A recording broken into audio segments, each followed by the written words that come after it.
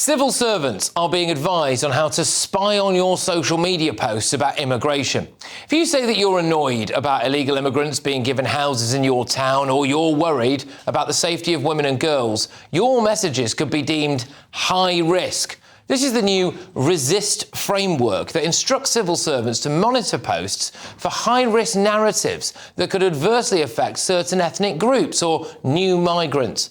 One of the examples it gives as potentially dangerous are local parents groups. They might cross the line from free speech to harmful rhetoric, or concerns about asylum seekers being given priority housing or benefits that locals have to wait years for. So just look at this today from the Daily Mail. The Mail reported today on a couple living in Newport in Middlesbrough, which is apparently Britain's poverty capital. So sorry to say that on air, anyone from Newport who's watching, but apparently 6 out of 7 kids are classed as living in poverty there. And this couple say that they're not happy that asylum seekers get more handouts than them, like free phones, free food and free accommodation. Is that dangerous to say? Might that stoke community tensions? What about highlighting the town in Surrey where the local council has earmarked £5 million for Afghans to get housing, while 2,500 people sit on the housing waiting list? What about people posting about the case of an Iranian small boat migrant guilty of raping a 15-year-old girl in Oxford? What about the story reported by The Telegraph about the asylum caseworker whistleblower who revealed that she was told to grant asylum to an Afghan man who had been caught exposing himself in a children's playground multiple times? Well, it turns out that the Cabinet Office has a team of 6,000 civil servants working in the Government Communications Service tasked with, quotes, stopping online disinformation, producing counter-narratives and protecting departmental reputation. I don't think they've got much of a reputation to defend, have they? But anyway, this is sinister. There's more, though. Local government association guidance advises officials on how to counter information about the arrival of asylum seekers settling into hotels and vacant military bases, and the sudden closure of the town's hotel to accommodate said asylum seekers. Look, this is pretty outrageous. If you move several hundred Afghans, Eritreans and Somalis into a leafy English countryside town, you are going to get a reaction like this.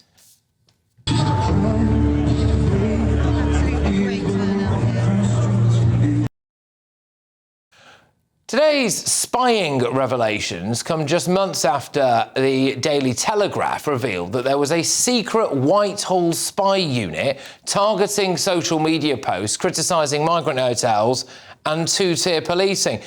That was reportedly being done by officials working for Peter Kyle, the technology secretary. This comes as news broke today that British nationals are currently fleeing Britain under Labour. 257,000 Brits left the UK last year. It was predicted that only 77,000 would go. Now, 143,000 Brits also returned, but of course that leaves a net loss of 114,000. So who do we think this 114,000 is? Is it just millionaires? Well, I think it's young, ambitious people too. Yesterday, I spoke to a young man who's doing very well for himself, started his own business, works very hard. He moved his family out of Britain after his young daughter's school in London made the children do a lockdown drill to prepare for a terror attack or a lunatic with a knife. Millionaires are leaving and low-skilled migrants likely to end up on benefits are coming in.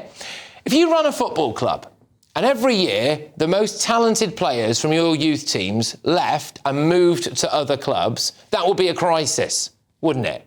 And if they were being replaced by less good players, some of whom have never kicked a football in their lives or have any intention of ever kicking a football, you would expect the fans of that football club to start getting very angry about it, wouldn't you?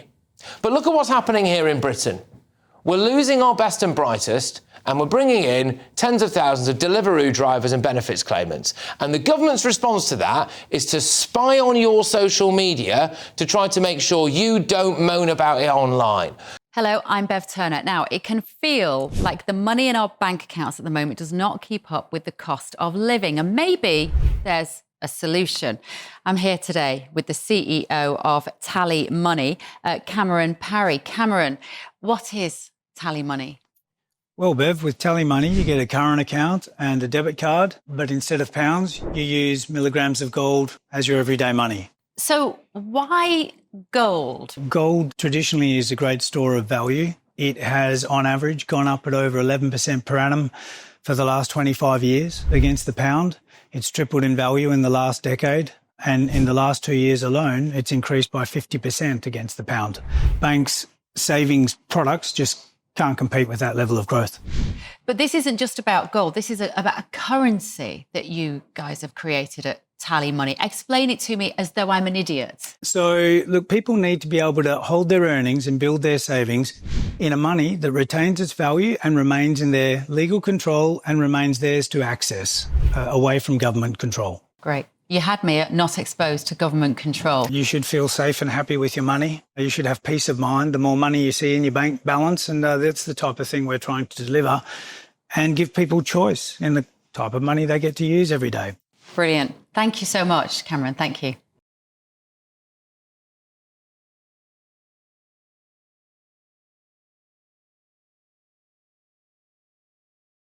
Let's get the thoughts of my panel. We, of course, have GB News contributor Will Kingston. We've got Tory MP for Tatton, Esther McVeigh, and journalist Jonathan Les. Good evening, all. Thank you very much. Esther, I'm going to start with you on this, actually.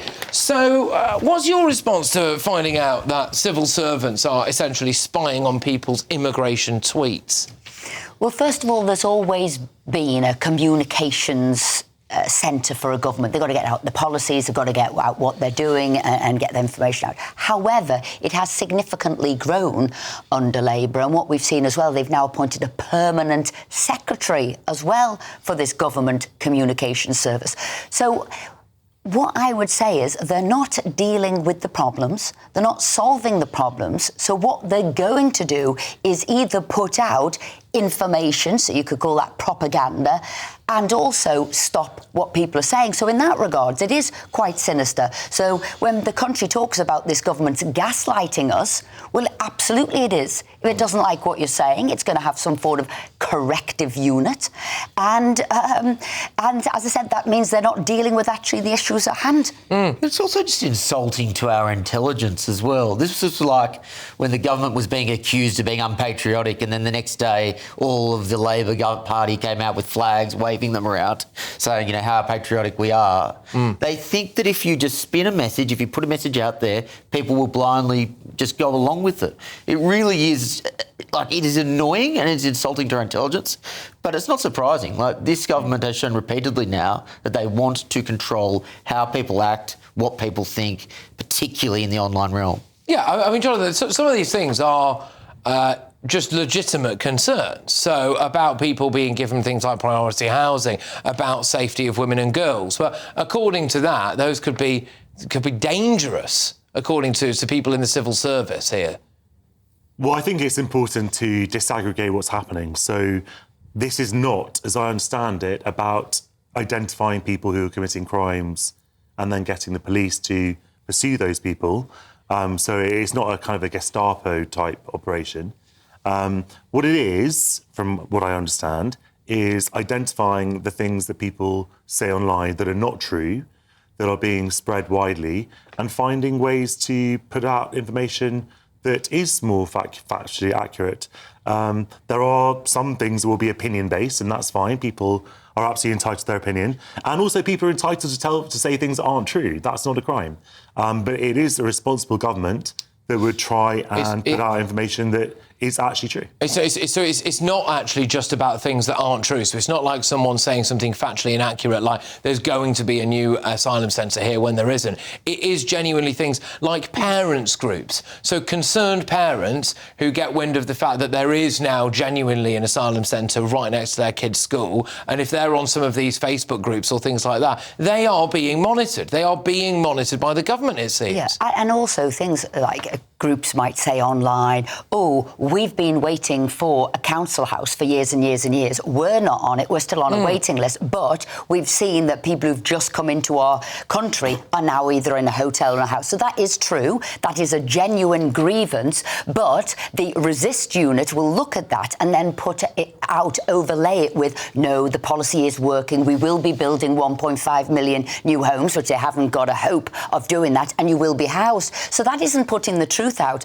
that is a form of gaslighting. That is saying, no, you're wrong, check what you're saying, we are dealing with this, and actually it is you being oversensitive, hypersensitive, and it is you being racist or not open-minded enough. We're paying for this, right? So we are paying the wages of the civil servants so that they can monitor our own tweets about immigration. Well, they're not replying to individual sort of Facebook posts.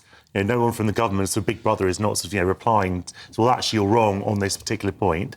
But I think but they're then bombarding you with like counter information, which is, as I said, a form of gaslighting. It's saying you're wrong and this is what we're doing. It's not gaslighting, Esther. It is gaslighting. The government's allowed to have its perspective. So is the Conservative Party. So is any other party. They're entitled to buy internet advertising to make that point. But if you've been waiting on a housing list, you're still waiting on a housing list, and you're a British citizen, and yet somebody who's an illegal immigrant has just come into a hotel. You're not wrong, are you? You still haven't got your house. You are right. It's not true that asylum seekers are leapfrogging people on those lists anyway. But they're going straight into a hotel. More broadly, why should the government be the arbiter of the truth? If there's one thing we learnt through COVID, it is that when the government puts out information, many times it can be wrong. And if it is being put out in a way like this, where people expect a government to have some sort of integrity and some sort of like semblance of facts behind it, then it should be up to the media, it should be up to alternative voices, it shouldn't be up to the government to say what is true and what is not true. Well, I don't think that you expect the government to have any integrity, and people will expect... No, not this I one. expect the government to have... Obviously, I expect the government to have integrity. Right. I also expect the government, like any other government, to have its opinions. Yeah, but all I wanted the government to do is stop illegal immigration or build more houses, and that's the solution. Can I whiz on to... Because the other part of this is these net migration figures, OK? So 257,000 Brits left the UK last year. It was predicted to only be 77,000. And this could be considered a bit of an exodus, right? And my concern is, as I said before, that we're losing our best and our brightest and people who have the potential to go on to be very, very good wealth creators, and we are replacing them with, frankly, as far as Britain's economy is concerned anyway, less good people. Yeah, I can simplify this. Rich people are leaving and poor people are arriving, and that is not a good thing for an economy. But I think in the DNA of the Labor Party, many of them, even if they don't admit it, go, good riddance, you know, if the wealthy want to leave, that's fine. And they don't understand that it is the wealthy that provide the lion's share of income tax revenue, and that will have to be then taken up by the middle class and the working class, which is why, again, we're going to see tax rises in the next budget. Are you concerned by those numbers of Brits leaving? I mean, essentially, there was that slightly crushing reality today of finding out that the initially I was like, oh, brilliant, net migration figures are down. Oh, this is good. And then I realised they're down because so many Brits are leaving. Okay, so net being the key word. So there were two bits to it. To be fair, what Rishi Sunak did to stop dependents coming in for foreign workers and students did bring it down significantly, as what he did by raising the threshold, your earning threshold.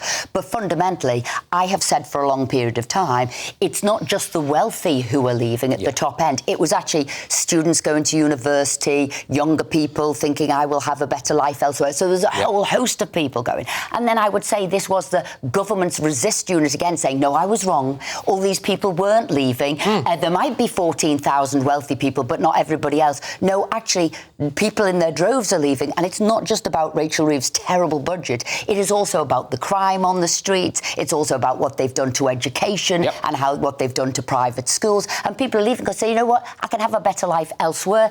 You are destroying the infrastructure, Labour. Esther, governments, most of all yours, did everything in their power to make Britain a hellhole to live in for many people, a miserable place where wages are completely stagnating, no one has the hope of having a better life than their parents did. They see that people can go to countries like Wales and make twice as much money for doing the same work if you're in healthcare, for example. Which is true. Of course, there are people who want to leave Britain because Britain is actually quite a miserable place for a lot of people. And I will say it has absolutely been turbocharged since Rachel Reeves' budget, Esther, since is what they've done to this private only schools. started in 2024, No, come on. the crime, the criminality. No, I'm not saying it hasn't, but it has absolutely gone off the Richter scale.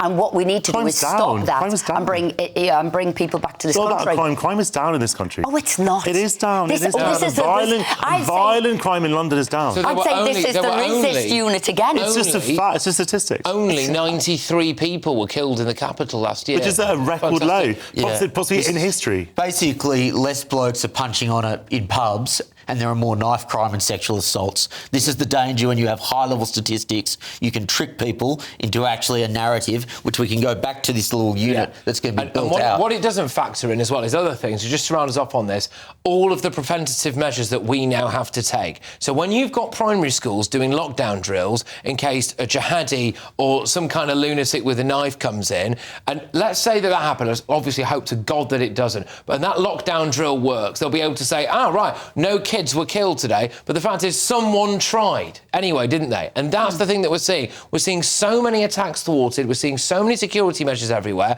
You know, rings of steel around a Christmas market, for goodness sake. I had a look last night at Krakow's Christmas market in Poland. You know, there's not one bollard anywhere around there. There's not one barrier anywhere. You don't see armed police walking around all the time from the pictures that I saw at all. It's just a nice, pleasant Christmas market. Why is that? Because they've looked after their own borders, really. And this is one of the reasons why people like my mate have decided to go to Portugal. Poland's foreign policy over the last 50 years has been different from Britain's. Obviously, Poland has a different demographic of people. Clearly, there are different threats in Poland. Why do we have multiculturalism bollards now and we didn't have them 20 years ago? What's the big difference? What's the one variable? What's the one variable? The phrase multiculturalism bollard is completely outrageous. What is the one variable? Completely outrageous. What is the one variable? Answer the question. Well, for one thing, Poland hasn't made its business to invade Muslim country after Muslim country. Right. We have. It's our fault, That's one. That's one. No, thing. I'm not saying it's our fault. I'm saying there are reasons. No, it's all right. It's nice when it happens. Why Britain is a target in the way that I wish we hadn't invaded Iraq as the bomb goes off. It's our fault, really. Right. Okay. A government spokesperson has said we are committed to protecting people while online, while upholding freedom of expression to ensure the internet does not serve as a haven for those looking to spread harm, both online and offline. The Online Safety Act introduces clear duties on platforms to tackle illegal content and content harmful to children, including false and misleading information that can cause real-world harm. Companies must assess the risks to their platforms and put in place the appropriate protections for users, helping to protect democratic debate and public safety online. Brilliant stuff. OK.